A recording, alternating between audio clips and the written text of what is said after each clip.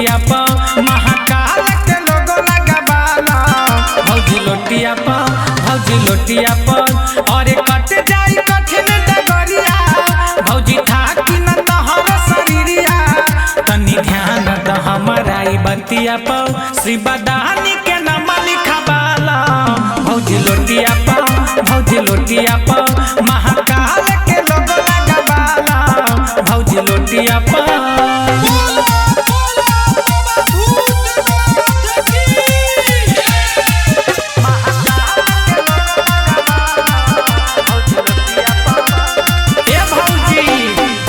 धारा बुतु जाल भौजी देखुन बाबा फल जी दुखवा दरादा सभे जैतो भौजी टाल जी।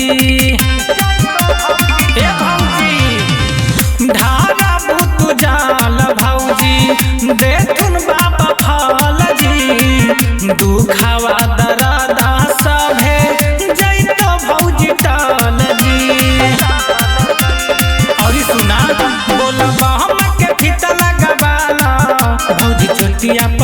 भौजी चोटिया पर महाकाल के लोगो लगावाला भौजी लोटिया पर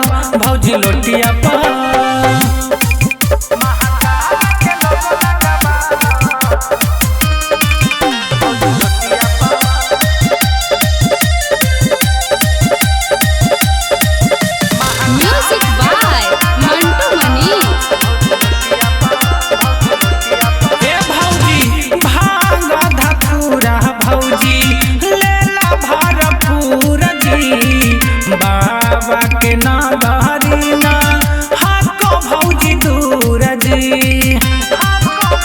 ए भौजी अजी भांगा धतूरा भौजी लेला भरपूर जी बाबा के नागरी ना हाको भौजी दूर जी।